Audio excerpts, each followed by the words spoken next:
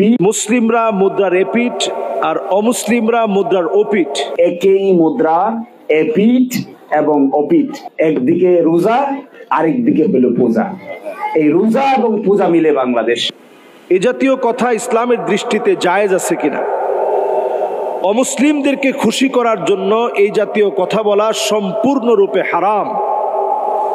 নবী সাল্লাল্লাহু আলাইহি সাল্লামের পরবর্তী সময়ে খোলাফায়ে রাশিদিনদের মধ্য থেকে ওমরে ফারুক রাদিয়াল্লাহু তাআলা আনহুর সময় সবচেয়ে বেশি ইসলাম এবং মুসলমানদের বিজয় সবচেয়ে বেশি অর্জিত হয়েছে। তাই বলে একটা জায়গাতেও অমুসলিমদের সাথে মুসলমানদেরকে মিশিয়ে ফেলার সাংস্কৃতিক যে আগ্রাসন, এই আগ্রাসন বাস্তবায়ন হতে দেওয়া হয়নি। ওমর রাদিয়াল্লাহু তাআলা আনহু রাষ্ট্রীয় সফরে গিয়েছেন। জেরুজালেমে রাষ্ট্রীয় সফরে গিয়ে সেই জায়গায় ওনার খাওয়ার সময় একটা লোকমা পড়ে গেছে। সেখানে উপস্থিত সাহাবী বলছিলেন, খলিফাতুল মুসলিমিন, আজকে অন্তত আপনি পড়ে যাওয়া লোকমাটা আপনি উঠিয়ে খাবেন না। ওমর রাদিয়াল্লাহু তাআলা আনহুর চেহারা লাল হয়ে গেছে।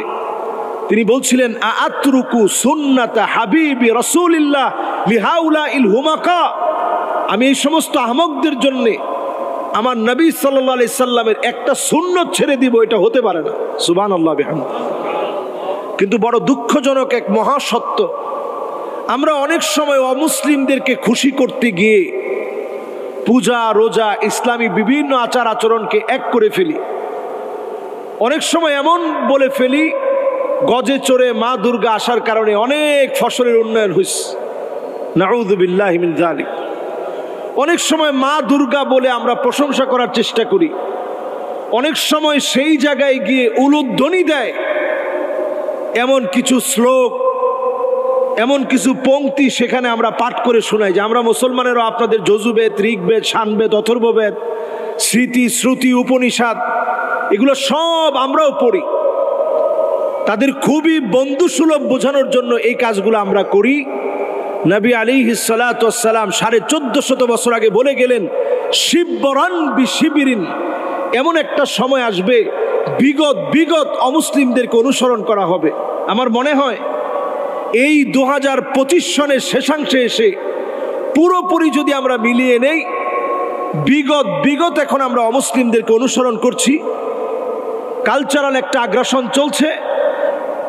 রাজনৈতিক ক্ষমতার মসনদে বসার জন্য যে অপচেষ্টা চলছে, এই অপচেষ্টার প্রেক্ষাপট হিসাবে আমরা বিভিন্নভাবে অমুসলিমদেরকে খুশি করতে চাই। আল্লাহর হস্তে কথা বলি, পরিষ্কারভাবে তওবা করেন। দুই ধর্মকে একত্রিত করার কোনো সুযোগ নেই। আপনি অমুসলিমদেরকে ভালোবাসবেন, তারাও দেশের নাগরিক সব সুবিধা পাবে। পাশাপাশি মন্দির থাকতে পারে, মসজিদ থাকতে পারে, মসজিদে নামাজ হবে। তাই বলে মুসলমান তাদের মন্দিরে যাবে না, সেখানে গিয়ে উলুধ্বনি দেবে না।